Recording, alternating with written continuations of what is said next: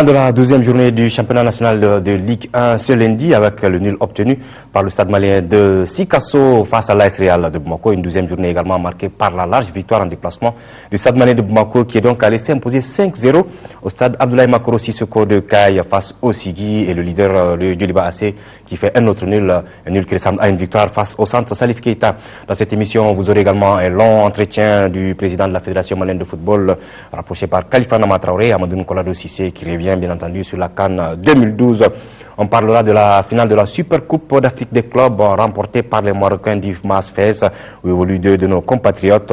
Et bien entendu, des entretiens également dans cette émission avec M. Oumarou Tamboura, directeur exécutif du Comité national olympique et sportif du Mali. M. Tamboura nous parlera de la CISA, la Convention internationale du sport en Afrique, qui se tiendra à Bamako les 1er et 3 mars prochains. Et puis, bien entendu, nous reviendrons sur la 4e édition du marathon international Bank of Africa. J'y arrive d'Afrique, bien entendu, il s'agit de l'athlétisme et nous avons avec nous le président de la Fédération malienne d'athlétisme, M. Idriss Abba. Monsieur, bonsoir. Bonsoir. Et bienvenue sur cette émission qu'on va commencer avec cet avis. La Ligue de jeux de dames du district de Bamako informe tous les joueurs et sympathisants du jeu de dames de la commune 4 qu'elle organise le championnat national, le championnat communal, parrainé par le maire de la commune 4 le samedi 3 mars prochain à la mairie de la commune 4 à partir de 9h. Il est à signaler que les 4 premiers seront qualifiés pour le championnat du district. Voilà, je vous le disais dans les titres, la CISA, c'est bien entendu la Convention internationale du sport en Afrique. Le sigle, M. Tamboura, vous pouvez nous en parler? Oui, bien sûr. La CISA, comme vous venez de le dire, c'est la Convention internationale du sport en Afrique. Et avec l'Association des comités nationaux olympiques d'Afrique et l'entreprise JAPO, le Mali s'est engagé à organiser cette convention-là à Bamako, convention qui est à sa 6e édition à Bamako ici. Donc c'est les 1er, 2 et 3 mars 2012.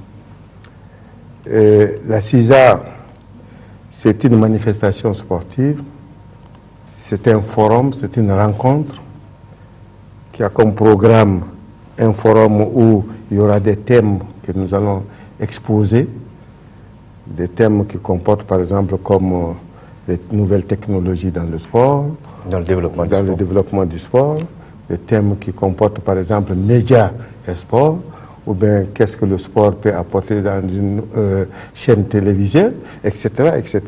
Donc il y a ce forum. En plus du forum, il y a une exposition sportive qu'on appelle Sport Expo, Expo Sport. Qui va exposer quoi? Bon, il s'agit des industries sportives qui peuvent exposer du matériel sportif, qui peuvent exposer des livres, des trophées, des médailles, etc., etc. Donc ça aussi, ce sont des stands où les gens peuvent exposer tout ce qui est en relation avec le sport. Donc c'est ce qu'on appelle Sport Expo. Ensuite, il y a la rédaction des manuels, ce qu'on appelle le répertoire sportif. Ce répertoire permet à tous ceux qui le possèdent d'avoir toutes les adresses de toutes les organisations sportives continentales. Donc ça permet de posséder les différentes adresses qui concernent le sport en Afrique. Ensuite, il y a bien sûr ce que nous appelons le gala, la soirée de gala. Cette soirée de gala est une soirée d'intronisation, c'est-à-dire c'est magnifier ici, c'est magnifier tout ce qui est en relation avec le développement du sport, tout ce qui est en relation avec la maîtrise même du sport.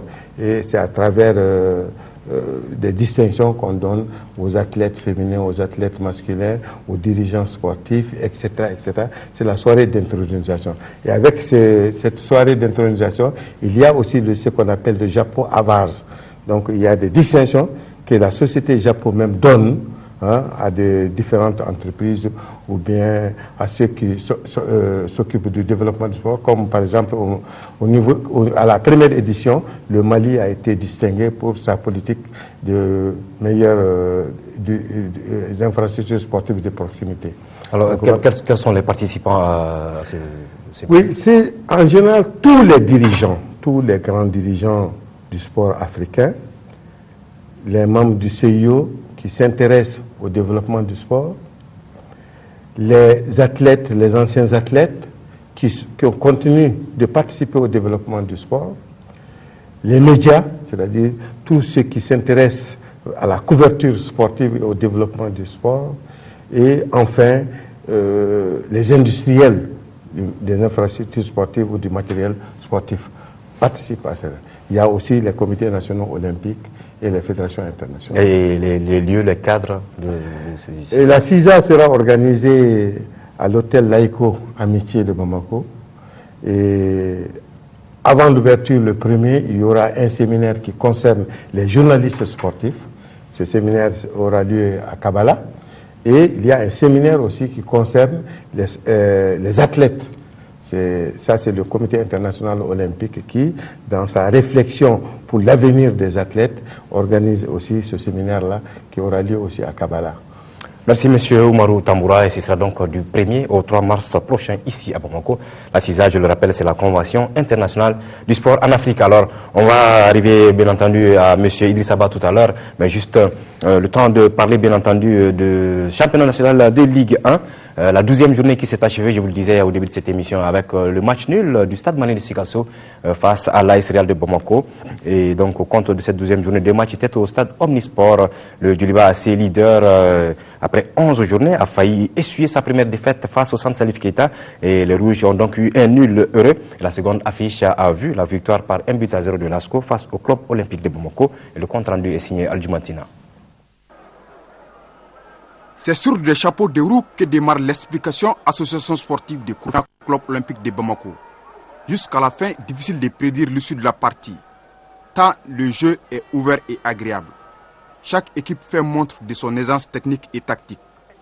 Au sortir de la pause, lorsque le score est nul et vierge, le club olympique de Bamako aurait pu avoir un bien meilleur sort sur cette action. Le référé central Abdoulaye Keita décide autrement au bonheur de l'association sportive de Korofina. De retour des vestiaires, l'ASCO a l'inspiration qu'il faut pour débloquer la situation. Sidiki Kourouma ouvre le score. Nous sommes à la 47e minute. Dès lors, les occasions de but affluent de tous les côtés. Mais sans succès. 1-0 pour Korofina. Ça fait mon 4e match depuis que j'ai pris l'ASCO. Alors le premier n'a pas réussi. J'ai vu qu'il faut beaucoup travailler l'endurance, la résistance et donner expliquer les positionnements aux enfants. C'est ça qui crée des problèmes. Souvent quand on perd le ballon, tout le monde est rassé. On ne recule pas. Alors et quand le ballon est dans le cadre adverse, on n'avance pas. C'est ça le problème. Mais on va continuer à travailler. Jusqu'à présent, il y a des choses à régler. C'était un match amplement disputé et puis un match très sérieux parce que de part et d'autre, toutes les équipes pouvaient gagner ces matchs. C'est vrai que l'ASCO, c'est une très bonne équipe, ils sont bien organisés, surtout au milieu de terrain, devant, ils sont très adroits.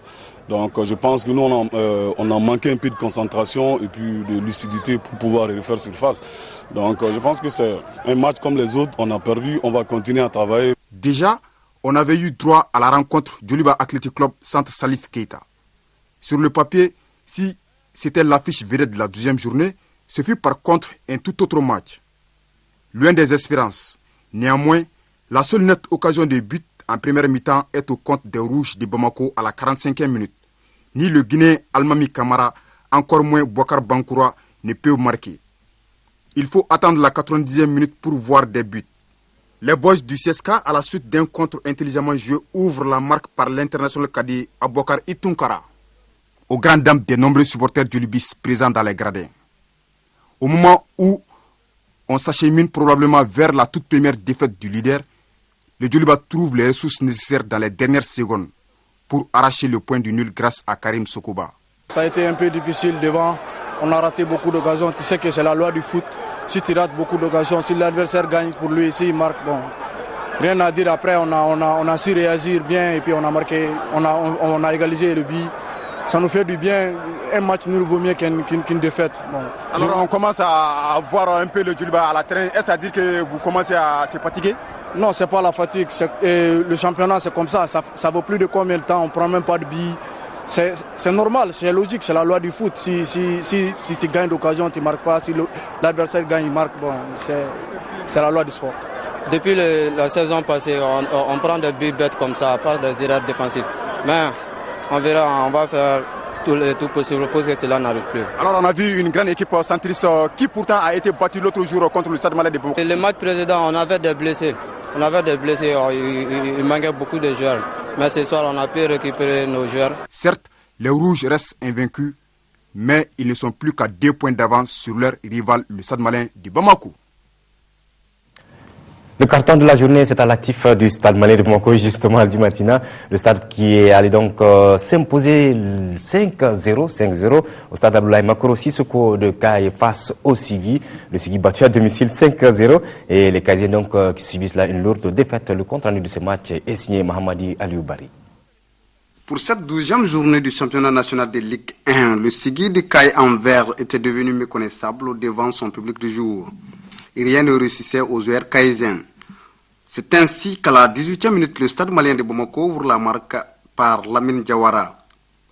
Le jeu se développe du côté stadiste, les occasions deviennent nombreuses, mais le Sigui de Kaye essaie de convaincre ses supporters et résiste aux assauts stadistes. 1-0 sur le score à la mi-temps. En deuxième période, le stade revient avec plus d'assiduité et de rapidité sur les duels. Les Blancs marquent 4 autres buts, un doublé de Cheikh Tunkara à la 63e et à la 80e minute. Mouri Makangoïta et Cheikh Sherif Doumbia marqueront les 2 autres buts du stade. 5-0 pour le stade sur le score final. Premier temps, c'était un peu difficile un peu. On a trouvé beaucoup d'occasions, mais on a fait un but.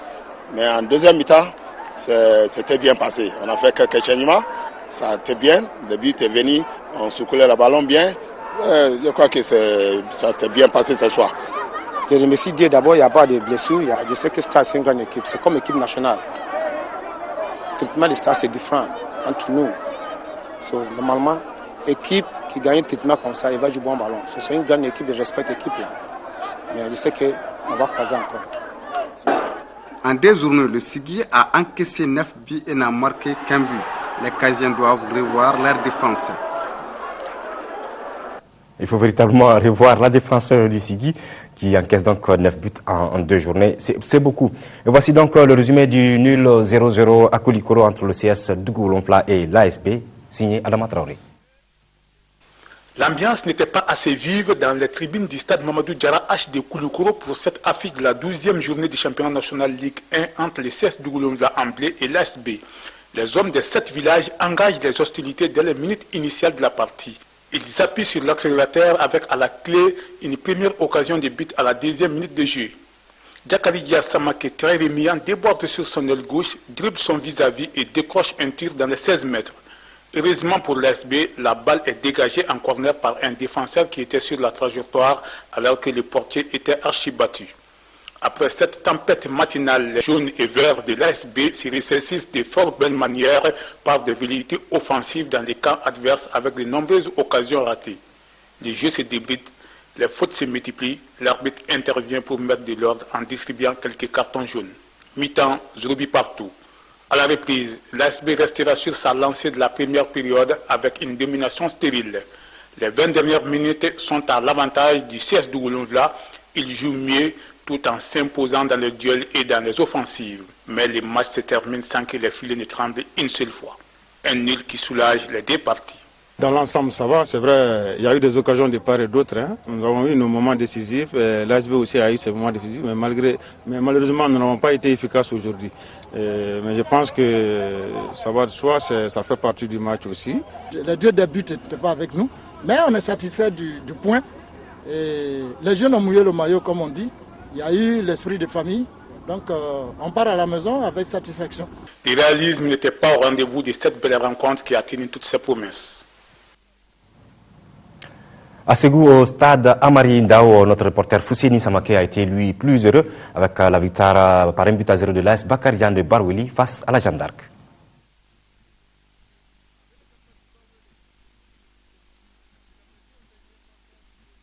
Cette première confrontation de la saison entre l'AS Bakarian de Barouili en rouge et la Jeanne d'Arc de Bamako devrait permettre à chacune de ces équipes de mieux se positionner dans la course. Dès l'entame de la partie, la Jeanne d'Arc met la pression sur l'AS Bakarian mieux organisé en défense. Les protégés de Dougouti réagissent et la partie s'équilibre. Malgré les actions offensives de part et d'autre, aucun but ne sera marqué jusqu'à la pause. À la reprise, la partie gagne en intensité. Les joueurs de Bakaridjan prennent confiance et obtiennent une faute à la 49e minute. Seydou Traoré, entré à peine 30 secondes, profite d'une erreur défensive de la Jeanne d'Arc et ouvre le score. 1-0 pour l'AS Bakaridjan. La Jeanne d'Arc, blessée dans son orgueil, multiplie les offensives et se heurte chaque fois à la défense de Bakaridjan regroupée autour de Suleiman Diarra. Les actions offensives menées de part et d'autre n'ont pas changé le score jusqu'à la fin du temps réglementaire. Score final, 1-0 pour l'AS Bakaridjan de Baroili qui passe devant la Jeanne d'Arc dans le classement. Les responsables des équipes apprécient. Aujourd'hui on a joué, on a perdu. Il faut voir comment les enfants se sont comportés, ils ont joué mais il n'y avait pas d'efficacité devant les buts. Bon, notre force était la condition physique, on jouait bien, mais la réaction nous manquait un peu. Bon, tu as vu, la réaction nous manquait un peu en fin de match. Donc l'occasion qu'on a pu réussir, on n'a pas pu concrétiser. Pour l'adversaire, tu as vu comment il était là, il était présent.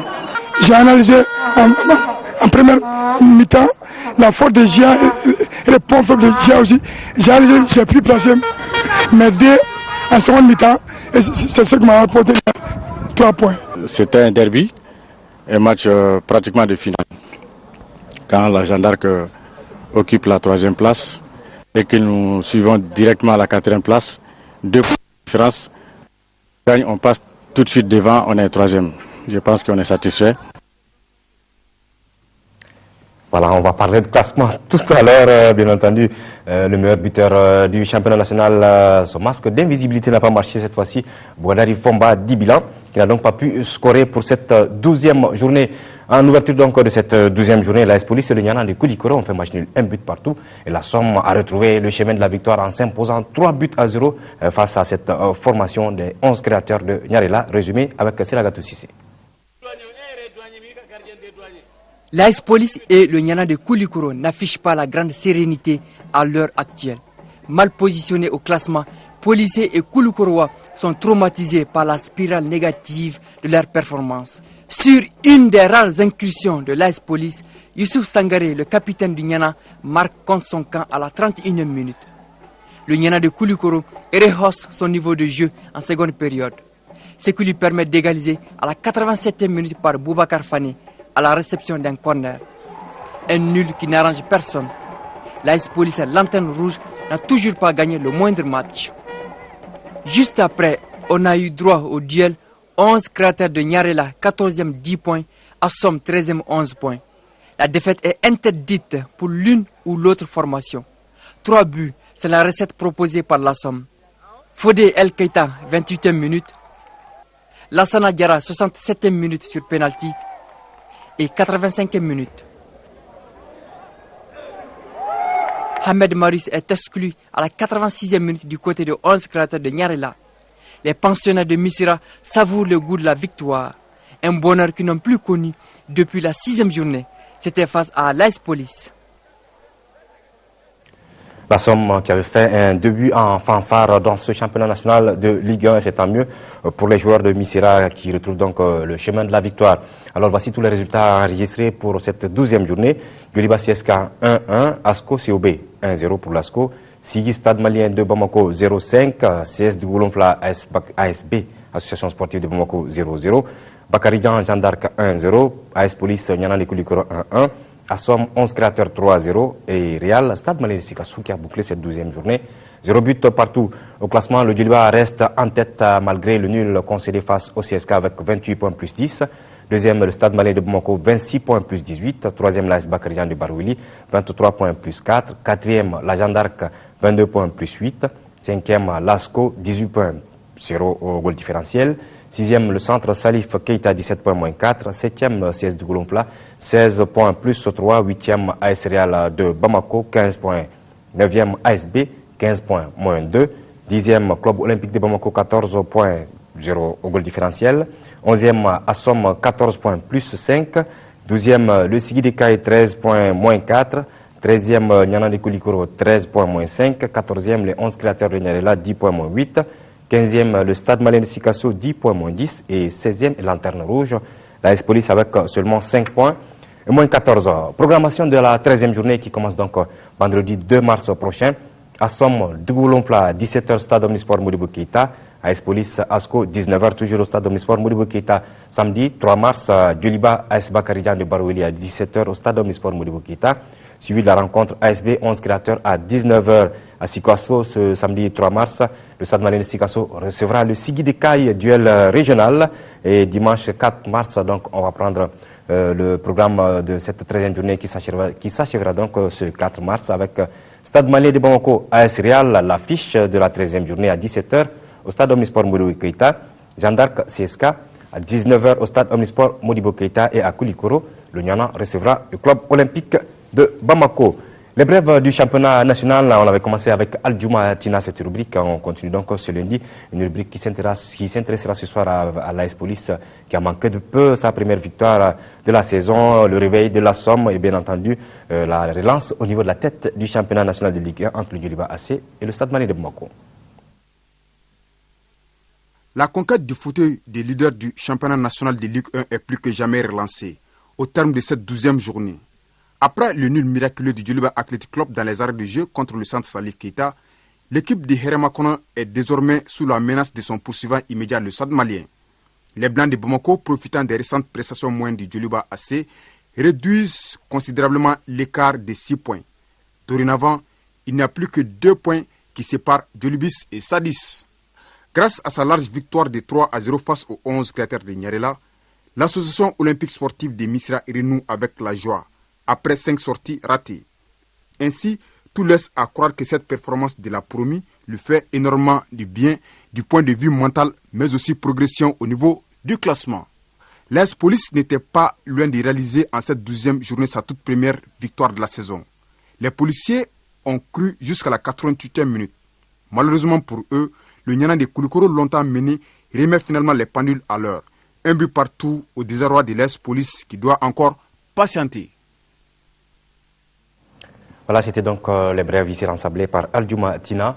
On va donc parler d'athlétisme à présent. Je vous le disais en début d'émission, Bamako qui a donc abrité la 4e édition du marathon international Bank of Africa et qui a donc vu la victoire du Nigérian Malam. Nous sommes avec le président de la Fédération malienne d'athlétisme, M. Idrissa Ba, que nous remercions pour la patience tout au long de cette émission. Monsieur Ba, bonsoir une fois de plus et merci. Bonsoir Madame Alé. Voilà donc notre capitale a abrité la 4e édition du marathon international Bank of Africa, une compétition que nous l'avons vu a regroupé des coureurs venus de par le continent. Quelles sont les satisfactions que vous avez eu à la fin de la compétition? Bien, à la fin de la compétition, nous pouvons nous estimer heureux de l'avoir conduit avec bonheur, sécurité. Parce que vous savez, pour qui connaît les conditions de garantie du déroulement d'un bon marathon, ce n'est pas donc donné, ça donne des soucis, ça donne des inquiétudes, mais tout s'est bien terminé. Parce qu'il faudrait que le public bamakois et notamment vos téléspectateurs ici au Mali et ailleurs, parce que l'ORTM est sur le satellite maintenant, à Bamako, pour quelqu'un qui connaît Bamako, je vais expliquer rapidement le parcours pour que vous compreniez l'importance donc de la sécurité. Quand les coureurs sortent du stade Modibo Keita par la porte, le grand portail du côté ouest, du côté du jardin botanique, l'ancien jardin botanique est devenu donc le jardin Aga Khan. Ils montent par l'échangeur du ministère de la Jeunesse et des Sports pour contourner vers Dar es Salaam, monter sur l'échangeur de Babemba, ils descendent, ils prennent la bifurcation sur l'Afiabou et ils se dirigent sur l'éléphant. Là-bas, ils tournent pour aller vers la Bibliothèque nationale. De la Bibliothèque nationale, ils vont sur donc, la place de la Canne, tourner vers le bureau du vérificateur général pour revenir sur la statue Kwame Nkrumah, feu Kwame Nkrumah évidemment, et ensuite ils traversent pour aller vers la rive droite du fleuve en montant sur le pont Fad. Quand ils descendent le pont Fad, à droite, ils tournent pour aller vers Torokorobo. Ils foncent jusqu'à la limite de Bamako. C'est pratiquement toute la ville. C'est toute la ville. Donc ils vont jusqu'à la limite de Bamako, à Kalabankoro. Oui. Et de Kalabankoro, ils prennent les 30 mètres pour aller jusqu'à la Tour de l'Afrique. C'est à la partir de la Tour de l'Afrique qu'ils reviennent sur le pont donc des Martyrs, l'ancien pont, le premier pont de Bamako. Oui. Ils descendent pour aller vers donc, la Bank of Africa, le siège de la Bank of Africa Mali. Ils tournent donc pour rentrer vers Bozola, en allant sur le cimetière de Nyarela, en allant jusqu'à la statue Contron Sané. il vire à gauche pour aller vers le 3e arrondissement. À partir du 3e arrondissement, il se dirige vers la mosquée de Missira. À la mosquée de Missira, il tourne à gauche pour prendre le goudron qui va jusqu'à Liota. De Liota, il se redirige vers donc, le... Alors, quelle est l'importance de ce parcours? Justement, l'importance de ce parcours, parce que le marathon, il vient d'une histoire très ancienne, qui date il y a 2500 ans, plus de 2500 ans, où, semble-t-il, bon, à l'époque c'est un peu contesté, c'est donc un ancien soldat, un soldat grec qui s'appelait Philippides, si j'ai bien prononcé le mot. Philippides avait couru de marathon pour aller à Athènes, annoncer, d'après certains historiens, la victoire donc de l'armée grecque sur les Perses. D'autres disaient que l'armée grecque avait des difficultés. Il avait couru de marathon pour aller à Athènes pour chercher des renforts. Bon, enfin, bref, c'est une histoire comme ça qui a été maintenue jusqu'au temps moderne en 1808. Ce qui a été maintenu, c'est le parcours sportif de l'homme. Le parcours sportif donc de l'homme qui mesurait à peu près à 40 km. Donc, vers les années 1900, si j'ai bonne mémoire, 1916, cette distance-là a été validée après un premier marathon des Jeux Olympiques de Londres qui se sont déroulés en 1908. En 1908, le parcours du marathon mesurait donc 42 km 195.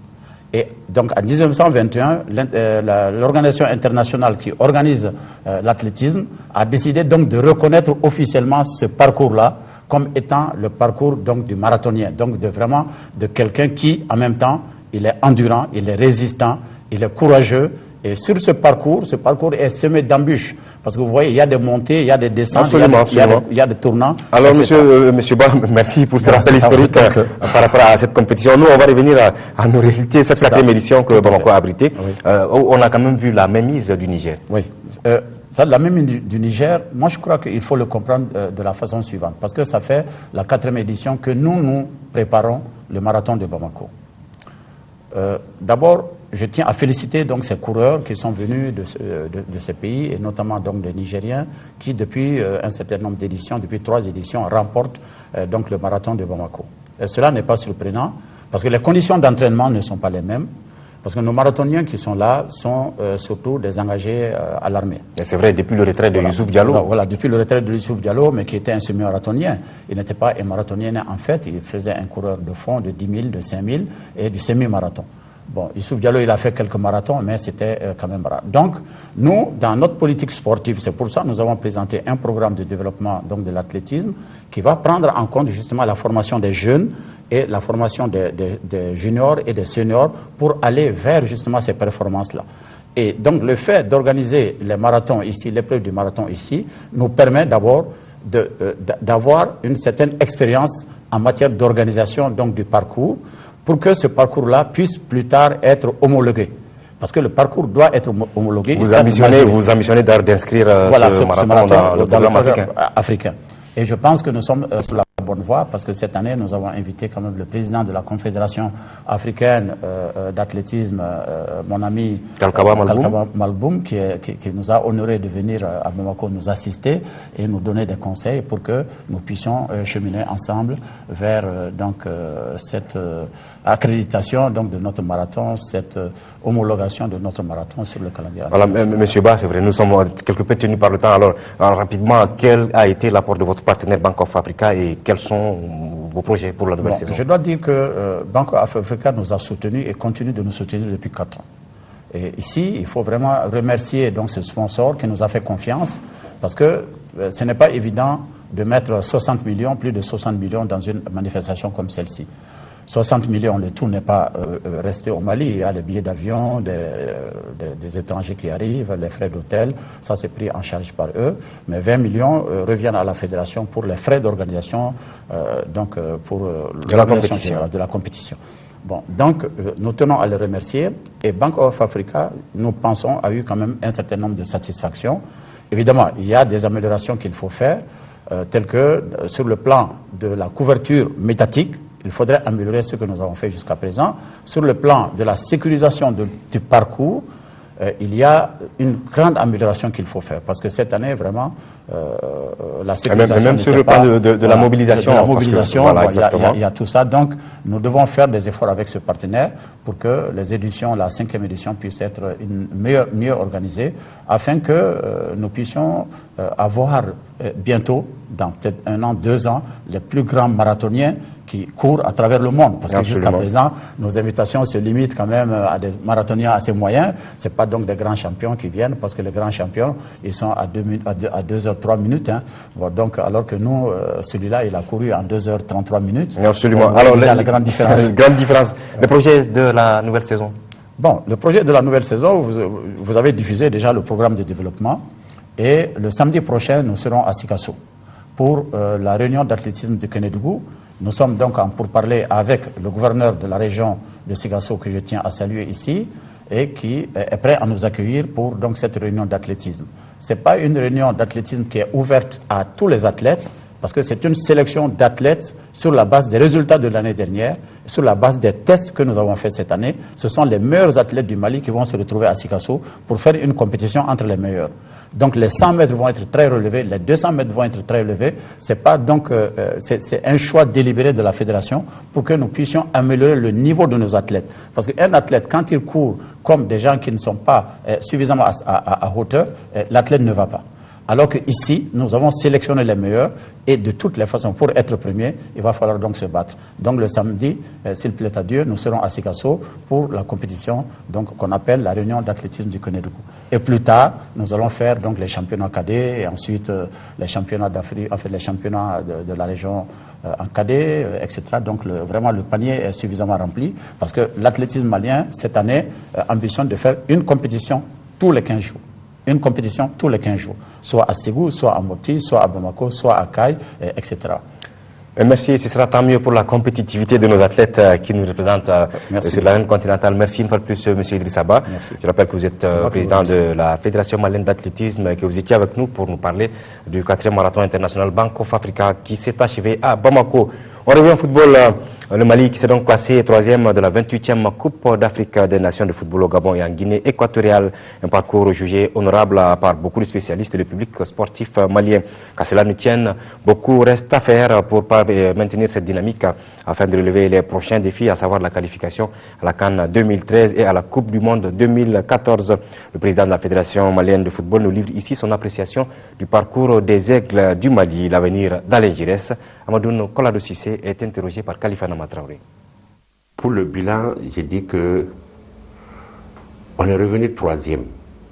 Parce que nous, on a dit qu'il faut carrément un changement radical de l'équipe nationale pour qu'on puisse aller en avant. Bon, on commence à récolter ses fruits.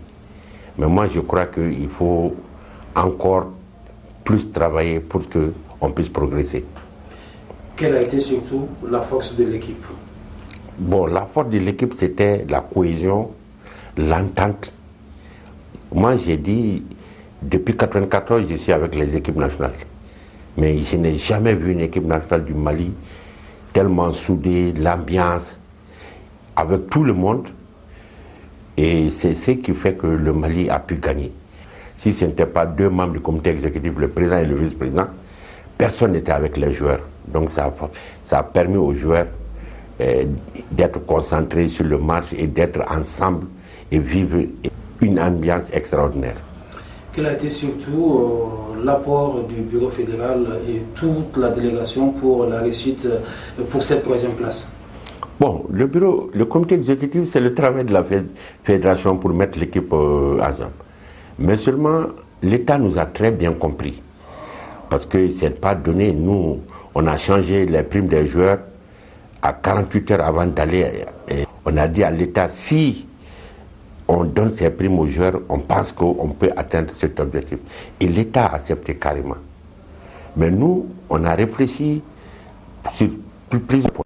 Parce que moi, j'avais vu, depuis 1994, quand le Mali arrive en phase finale, toujours à la demi-finale, on perd par un score. Et j'ai dit que l'encadrement médical doit être revu. Parce que le football, nous, on perd toujours par la défense de l'encadrement médical. Et cette fois-ci, l'encadrement médical était renforcé. Quand on s'est qualifié aussi, le comité exécutif, on a eu le courage de changer l'encadrement technique. Oui, on a constaté, vous l'avez dit, depuis 1994, vous suivez la sélection nationale. Donc on a constaté qu'après les phases finales de compétition internationale, il n'y a jamais de bilan et il n'y a jamais de remise en cause. Et cette fois-ci? Cette fois-ci, déjà la commission médicale a déposé son rapport. C'est la présidence qui a géré l'équipe nationale cette fois-ci. La présidence va déposer son rapport. On a demandé à Giresse de déposer son rapport avant le 15 mars. Donc avec tous ces rapports, on va voir ce qui a marché, ce qui n'a pas marché. Donc à partir de ça, on va faire un bilan qu'on va déposer au gouvernement. Oui, une troisième place, ça s'est fait. Et fait, surtout, on l'a fait. Est-ce que on ne devrait pas être beaucoup plus ambitieux avec cette sélection? Non, moi en partant, j'ai dit au président de la République, les gens ne croient pas, mais moi je vais aller chercher la coupe. Parce que moi je croyais à ces jeunes. Au Libéria, quand on jouait le match contre le Libéria, le dernier match, j'ai tenu un propos aux joueurs. J'ai dit à Seydou Keita, j'ai dit Seydou, votre génération, si vous ne remportez pas une Coupe du Mali et vous ne qualifiez pas le Mali pour la Coupe du Monde, vous sortirez du néant. Et ce n'est pas bon pour votre carrière. Et j'ai dit qu'il faut que cette année, on remporte la Coupe d'Afrique. En 2012, c'est l'année du Mali. Mais malheureusement, on est parti pour chercher la Coupe. Les gens ne croyaient pas. Mais Dieu a décidé autrement parce que en demi-finale contre la Côte d'Ivoire, à partir de midi, on a perdu l'essentiel de l'attaque du Mali. Modibo Maïga, Abdou Traoré était indisponible et ça a perturbé complètement l'équipe du Mali. Qu'est-ce qu'on doit améliorer pour les échéances prochaines? Il y a les éliminatoires de la Coupe du Monde déjà en juin. Il y a également les éliminatoires de la Coupe d'Afrique des Nations 2013. Bon, ce groupe est formé, mais ce groupe seul ne suffit pas. On va chercher d'autres joueurs. On est en contact avec d'autres joueurs pour renforcer l'équipe. Parce qu'il faut aller en avant. Nous, on ne retourne pas en arrière. On va chercher des jeunes pour renforcer l'équipe. Et que c'est pas normal aujourd'hui. Nous, notre ambition, c'est de qualifier le Mali pour la Coupe du Monde. C'est pas un rêve. Aujourd'hui, c'est une réalité. Il faut qu'on se qualifie pour la Coupe du Monde et être présent en Afrique du Sud et dépasser la place 3e qu'on a eue cette année. Mais quel est le portrait au rebours des joueurs qu'on peut avoir dans la sélection nationale maintenant? Non, c'est pas un secret. Parce qu'on a des joueurs qui ont un haut niveau qui ne sont pas venus. Qu'on a démarché. Il a Sako de Saint-Etienne. Il a Doumbia de Rennes. On a des problèmes de gardien de but. Il a Keita à Bordeaux. Il a Diallo à Rennes. On va les démarcher pour qu'ils viennent dans l'équipe nationale. Et peut-être même la semaine prochaine, le vice-président va se déplacer en France pour contacter ces joueurs pour qu'ils puissent venir dans l'équipe nationale du Mali. Des joueurs d'un bon état d'esprit? Oui. Parce que je vous dirais que j'ai été très surpris de l'arrivée des binationaux. J'ai vu Samba Diakité, c'était sa première fois de venir en Afrique, mais il est très très patriote. Il s'est battu pour le Mali et il était fier de jouer dans l'équipe nationale du Mali. Donc ceux-ci aussi, s'ils viennent, ils feront ce que les autres ont fait. Qu'est-ce qu'on doit corriger pour l'avenir? Bon, il faut toujours des corrections. Parce que, bon, on ne peut pas continuer éternellement avec l'encadrement médical d'Europe. Il faut aussi former l'encadrement médical du Mali.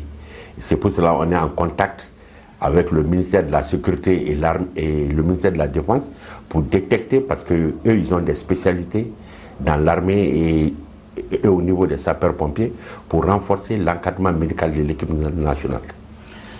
Aujourd'hui, Alain Giresse a ramené le Mali à la 3e place. Ça fait 40 ans que le Mali n'avait pas occupé le podium d'une phase finale de Coupe d'Afrique des Nations. Quel est son avenir à la tête de l'équipe nationale du Mali? Bon, Alain Giresse, dans son contrat, on avait dit de qualifier le Mali et de faire passer le Mali les quarts de finale. Il a honoré son contrat. Mais pour le moment, son contrat finit le 31 mai. Bon, on va attendre son rapport, le rapport des présidents de la fédération qui ont dirigé l'équipe nationale, l'encadrement. On va réfléchir sur l'avenir de Giresse dans l'équipe nationale.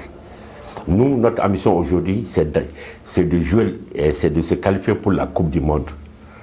Si tous ces rapports on voit, est-ce que Giresse peut nous qualifier pour la Coupe du Monde? Est-ce que Giresse peut remporter la Coupe d'Afrique? Parce que quand on partait au Gabon, on avait dit de qualifier le Mali pour les quarts de finale. S'il est reconduit, c'est autre chose. On va lui dire de remporter la Coupe. Donc on va voir tous ces phénomènes. Est-ce que Giresse répond à tout ça? S'il répond à tout ça, il sera reconduit. S'il ne répond pas, on va faire un autre encadrement parce que nous, on est ambitieux pour aller en Coupe du Monde. On va voir s'il peut, par tous les rapports, si c'est concluant pour lui, pourquoi pas le reconduire parce qu'il connaît le groupe. Mais si ce n'est pas concluant, nous on est ambitieux. Et que répondez-vous à tout ce public sportif malien qui suit également de près l'évolution de cette sélection nationale et qui veut que Giresse soit maintenu compte tenu de la qualité de jeu produit lors de cette CAN? Un comité exécutif, on réfléchit sur tous les aspects. Les supporters n'ont pas ces paramètres pour juger de l'opportunité de garder ou de chasser un entraîneur. Parce qu'il avait 4 mois, si on avait suivi l'opinion, on allait renvoyer Giresse. Oui, Président, vous avez parlé tantôt du bon état d'esprit de l'équipe nationale du Mali, ce qui a d'ailleurs valu cette 3e place à la CAN. Également, les supporters qui sont parvenus à s'unifier. Et aujourd'hui, on voit qu'au niveau des dirigeants du football, du sport en général, ça ne va pas tellement. Qu'allez-vous faire pour réconcilier cette grande famille du football malien? Bon, pour moi, dans le football, pour moi, ça va. Parce qu'il a eu les assemblées générales de la Ligue, de la Fédération, il a eu des choses. Je crois que tout va rentrer dans l'ordre parce qu'au football, on est obligé d'être ensemble.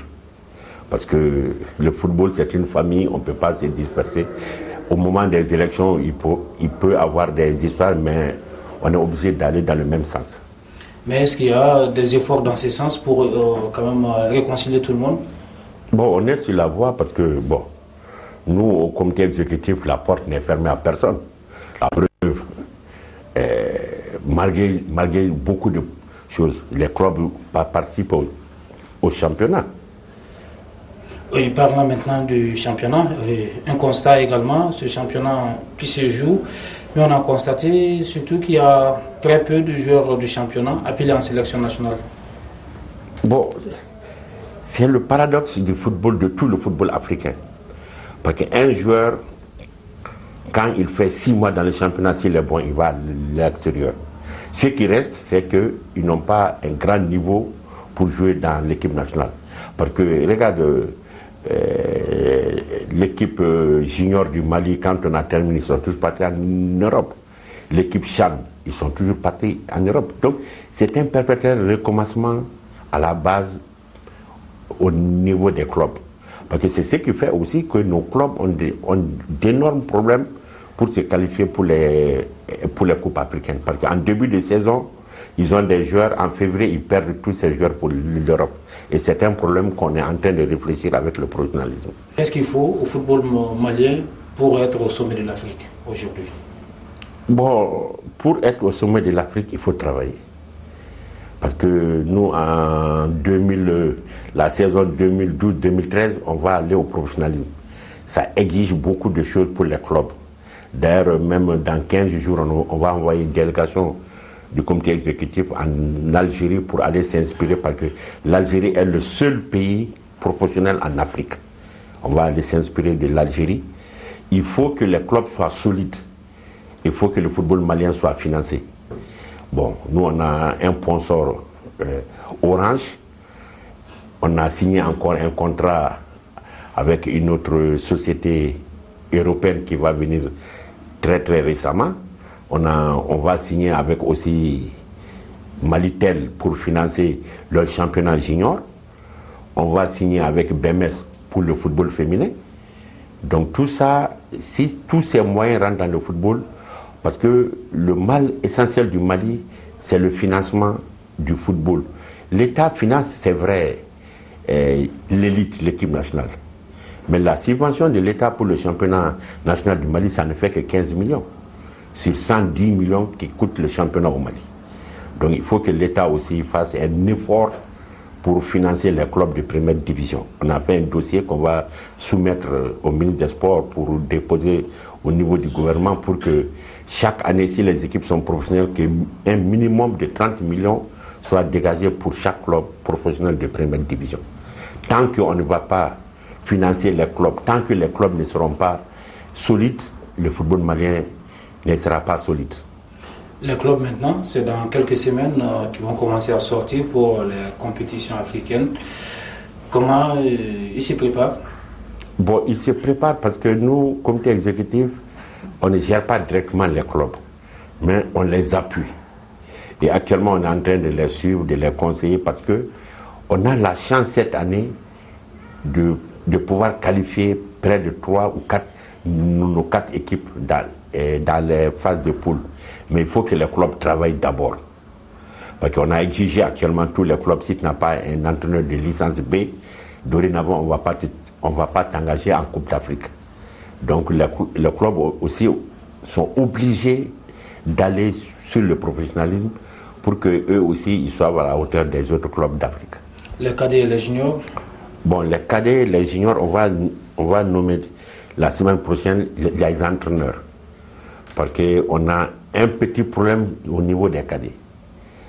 Est-ce qu'il faut prendre le centre du Real pour ériger ça en équipe nationale, comme certains pays le font, comme la Côte d'Ivoire avait fait avec l'équipe Meddasek?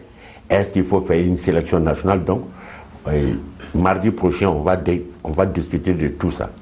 Bon, les cadets aussi, bon, on a recensé beaucoup de joueurs dans les centres de Barça, de Juve, qui sont des cadets maliens.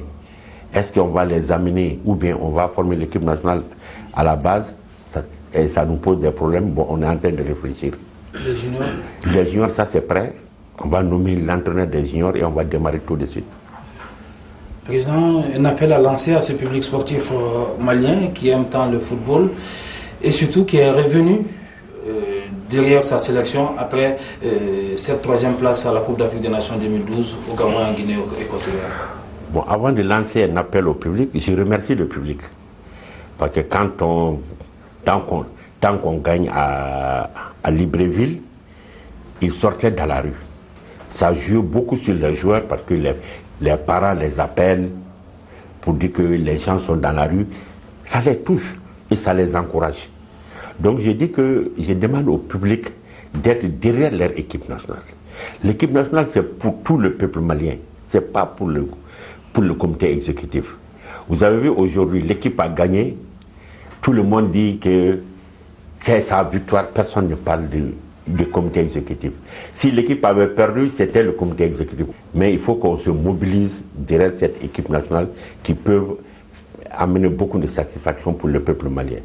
Mais je ne saurais terminer sans remercier le chef de l'État qui s'est investi personnellement pour cette victoire. Parce qu'on se réunissait, malgré qu'il est chef d'État, malgré qu'il a un programme chargé, on se réunissait régulièrement avec lui pour prendre certaines dispositions. Et on le remercie pour ça. Voilà, beaucoup de révélations, beaucoup de projets de la part du président de la Fédération malienne de football qu'il faut concrétiser pour ne pas briser l'élan pris par les Aigles au Gabon et en Guinée équatoriale. Toujours au chapitre de cette équipe nationale, Mahamadou Diarra Djila qui a donc un nouveau club en Angleterre où il a signé pour 6 mois avec option d'achat et tous nos voeux de succès à Mahamadou Diarra Djila pour qu'il puisse revenir au premier plan. On change de discipline pour parler de hippisme, lancement dimanche de la saison 2012 de l'hippisme au Mali, placé sous le signe de la réconciliation des différents acteurs de la course des chevaux. L'événement a regroupé autour du ministre de la Jeunesse et des Sports, des membres du Comité national olympique et sportif et des responsables de la discipline. Alakoni, Alabama et Warassi sont le trio gagnant chez les cracks Le ministre Djigiba Keita et le président de la Fédération malienne de hippisme se réjouissent de la grande sérénité retrouvée après les malentendus de la saison dernière. Nous les écoutons au micro de Khalifa Nama Traoré.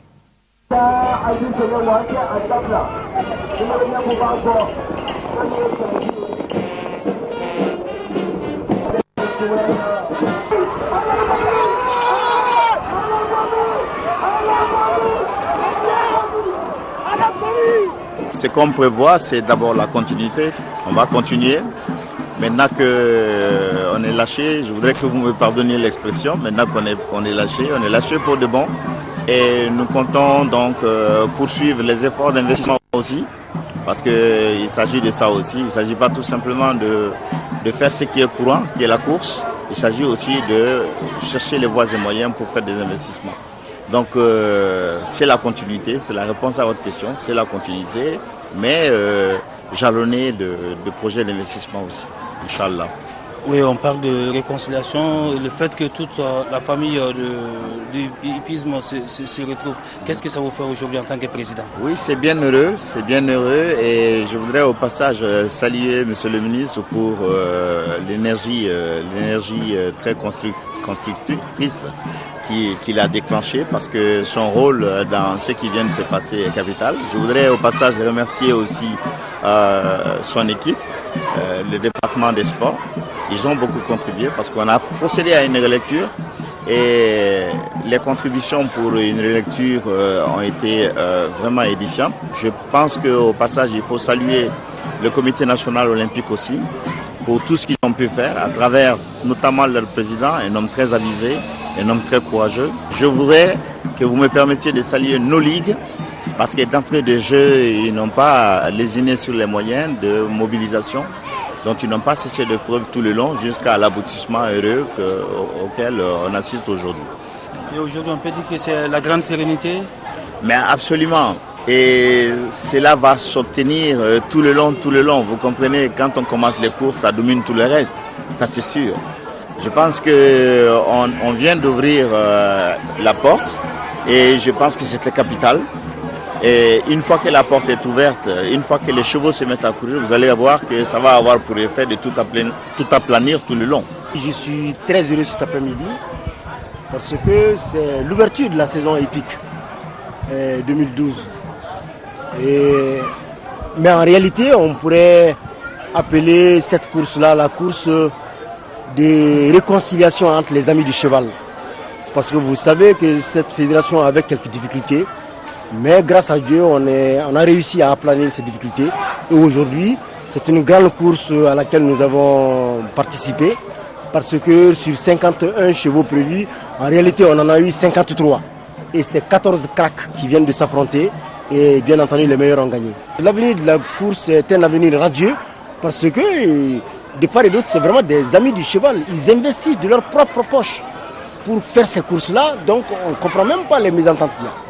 L'État investit très peu, c'est vraiment ceux qui ont l'amour du cheval qui investissent pour qu'il y ait ces courses-là.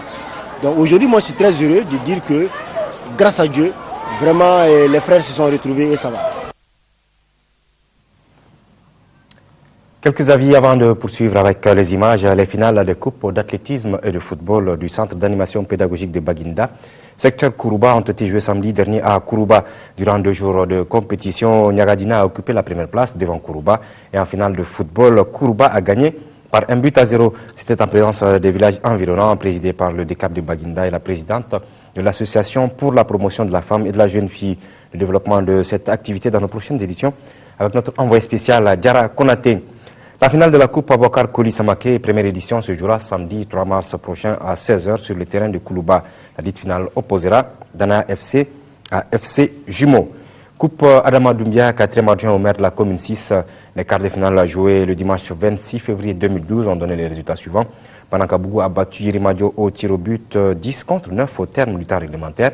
Les deux équipes étaient à égalité de 0 but partout. Mercredi 29 février 2012 au terrain Banankabougou, terrain Cosmos de Banankabougou. Niamakoro jouera contre Senou et le jeudi 1er mars 2012 à Niamakoro, Dianegela jouera contre Manyambougou. Il est à noter que tous les matchs se joueront à partir de 16h. Voici venue l'heure du groupage réservé au sport de masse avec Siragatou Sissé, Aldoumatina, Fousseni Samake et Koumba Nyamele. Cette coupe submanagement est le fruit d'un partenariat entre l'Académie d'enseignement de Bamako Rive Gauche et le groupe submanagement. Pour cette 7e édition, 32 formations en dames et messieurs ont compétit pour un trophée d'une valeur de 100 000 francs CFA. Le lycée Lumière en messieurs est face au lycée Alfred Garçon, ici en blanc. Dans cette rencontre, chacun a eu sa mi-temps. Les 2 premiers quart-temps voient une équipe du lycée Alfred Garçon très vite en place, déployant un jeu collectif avec de belles actions. Score 23-17 pour Alfred Garçon à la pause. Dans les 2 derniers quart-temps, le lycée Lumière revient plus requinqué, enchaînant les paniers et finit par l'emporter 45-33 au 4e quart-temps. L'objectif recherché depuis la toute première édition était en quelque sorte de promouvoir un peu le sport scolaire, en même temps, c'est-à-dire donner un coup de pouce au basket, surtout dans le milieu scolaire et tout. Et je pense que petit à petit, on est en train de réaliser cet objectif-là.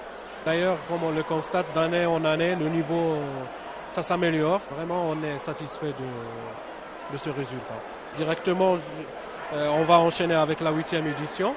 Auparavant, le lycée Lumière chez les filles a battu le lycée Askia sur un score très serré de 56-53. Du coup, le lycée Lumière remporte ainsi en dames et messieurs la 7e édition de la Coupe Submanagement.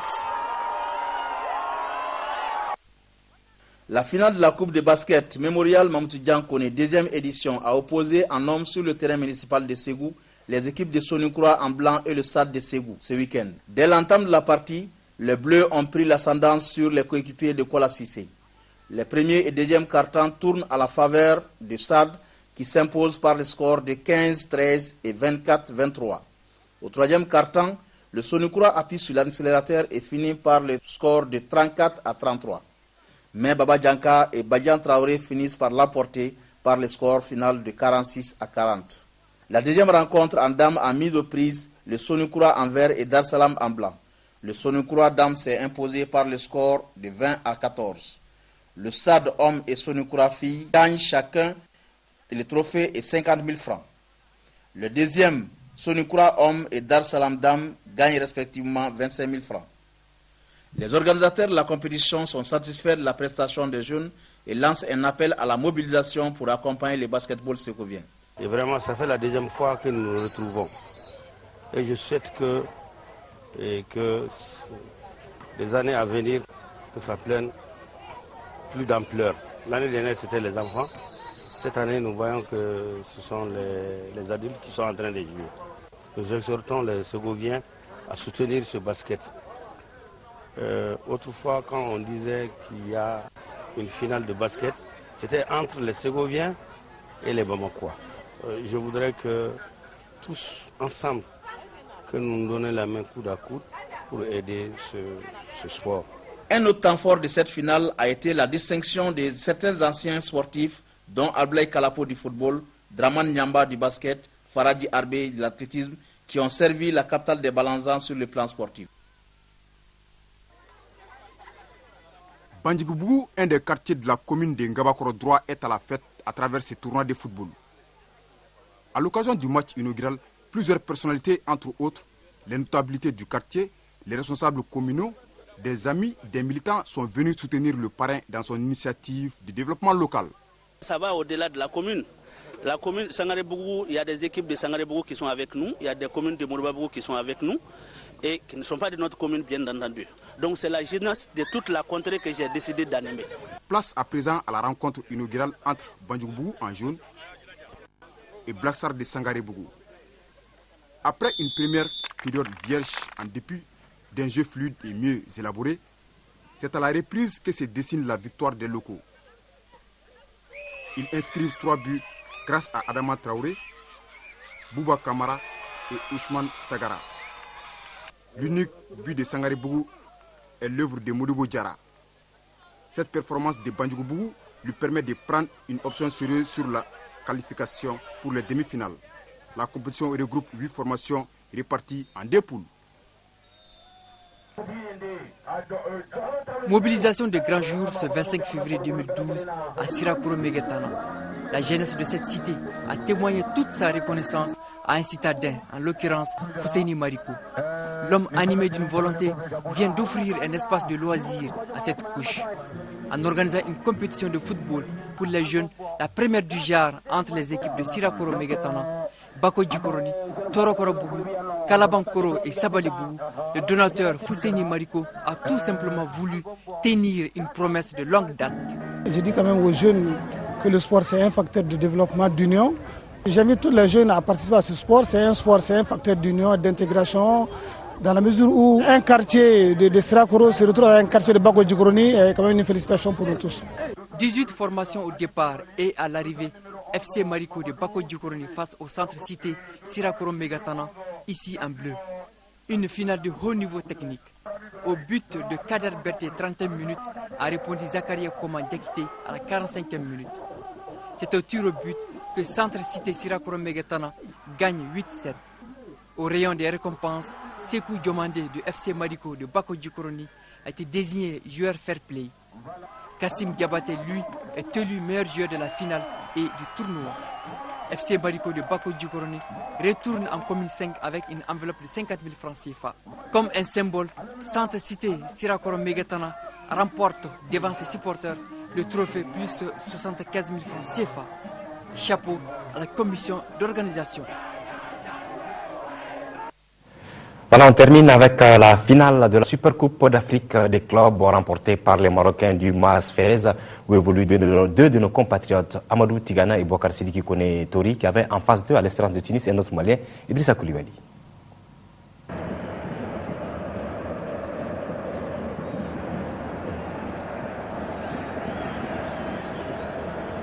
Avec cette balle qui est posée,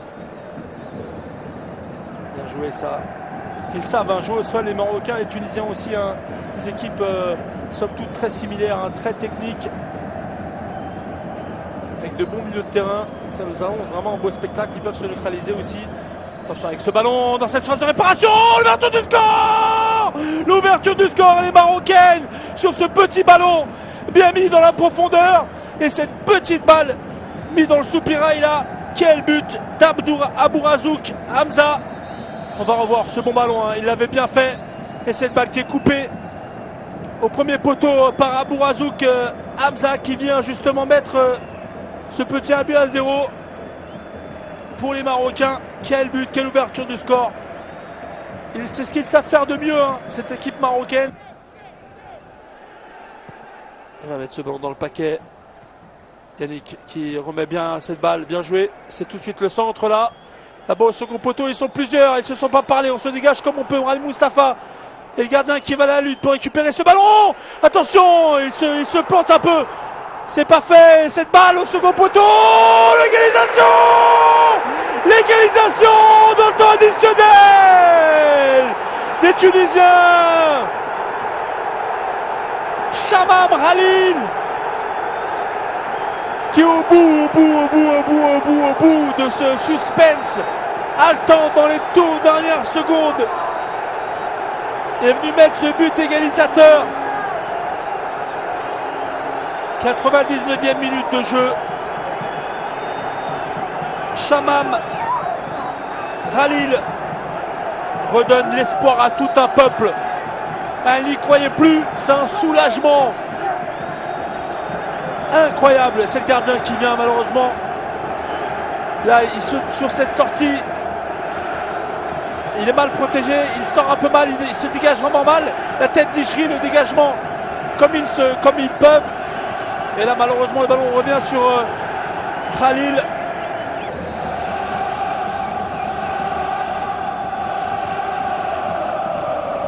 Et fin de cette deuxième période, 1 but partout. Allez, Marocains, ils en veulent à l'arbitre. Ils en veulent. Il va demander que tout le monde se calme avant qu'ils mettent des cartons jaunes. Un but partout. Les Tunisiens qui, à la 90e minute de jeu, dans toutes les dernières secondes, sont venus empêcher la victoire marocaine. Et il reste encore du temps. Ishri Mohamed, Ismaël Kouya, Ishri Mohamed, au-dessus, Ishri Mohamed. Ishri Walid qui tire au-dessus, il avait choisi son côté. Ismaël Kouya, me semble-t-il aussi, avait à peu près lu la trajectoire. Ah, malheureusement, trop facile, il avait pris la lucarne. Ah, Ishri Walid là. Damani Rachid face à Ben Cherifa. Moïse, un duel, un autre duel. Damani Rachid qui s'élance et qui marque. Il reste un tireur du côté tunisien et un tireur du côté marocain qui n'avait pas forcément envie de tirer, on l'a vu, hein. C'est Msakni qui va tirer le dernier tir au but. À lui de préserver le petit espoir qui reste. Msakni Mohamed qui prend son temps, il est technique. Facile pour lui. Facile pour lui, et voilà pourquoi Msakni, facile techniquement. Il embrouille toutes les pistes, il a tous les pieds, il a toutes les surfaces du pied pour faire la différence. Ah, il est là, il est rentré. Il est rentré, Mohamed Diop. Il a fait une belle rentrée. Il aurait pu aussi donner l'avantage définitif à ses partenaires. Un bel arrêt du gardien Ben Cherifa dans le temps additionnel. Mohamed pour la consécration ou pas. Mohamed Diop, et c'est le Maroc, champion d'Afrique, le MAS, Association sportive de Fès, Maghreb. Ils sont champions sur la plus haute marche. Avec un match complet, il faut les féliciter. Il faut féliciter aussi les Tunisiens. Malik Diop, le plat du pied. Ah, il faut le mettre. Toute la pression là. Il choisit le côté opposé. Ah, il peut rien faire, le gardien. Vainqueur. À 4 tirs au but, pardon. À 3. Voilà ce qu'il fallait retenir. Il faut féliciter vraiment ces deux très très belles équipes. On va saluer aussi le bon arbitrage, somme toute. Cet arbitre qui a fait une belle partie, qui a su tenir, qui avait un peu de tension, qui a su calmer un peu tout le monde.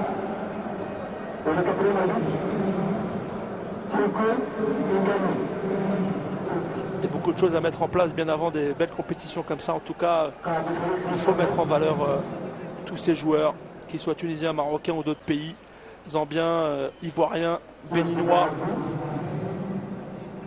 Et une équipe qui vient prendre sa médaille aussi, il y a le sourire. Et quelle belle équipe, très très belle équipe, de bons joueurs aussi, de qualité. Avec cette bonne charrière centrale, hein. Mrani, Mustafa, Zekrouni, Samir. Que dire de cet excellent joueur Shems Edin Chtibi aussi. Des belles images, et voilà, c'est monsieur Yassi Sayatou qui va remettre cela au capitaine Damani Rachid et tous ses partenaires. Voilà qui est fait. Ça y est, enfin ils l'ont dans les mains. Attention de ne pas la faire tomber. Devant notre écran LC2 Aflex de télévision partenaire, on s'associe à cette joie et on félicite vraiment cette belle équipe du Maghreb athlétique sportif de Fès, association sportive de Fès, qui a vraiment fait une très très belle partie. Voilà, Amadou Tigana et Abouakar Sidiki Koné-Touré qui remportent donc la Super Coupe d'Afrique des clubs avec le MAS Fès du Maroc devant Idrissa Koulibaly de l'Espérance de Tunis. C'est toujours bon pour le palmarès.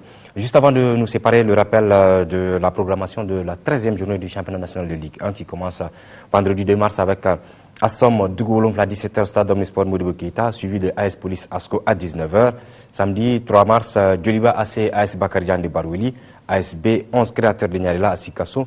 Le Stade Malien Sikasso jouera contre le Sikiri Kai dimanche 4 mars pour boucler cette 13e journée. Le Stade Malien de Bamako sera face à l'AS Real à 17h au Stade Omnisport Modibo Keïta.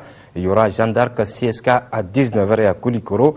La 13e journée prendra fin avec la rencontre entre le Niana de Koulikoro et le club olympique de Bamako. Merci à tous et à toutes d'être restés avec nous. Bonne suite des programmes sur votre télévision nationale.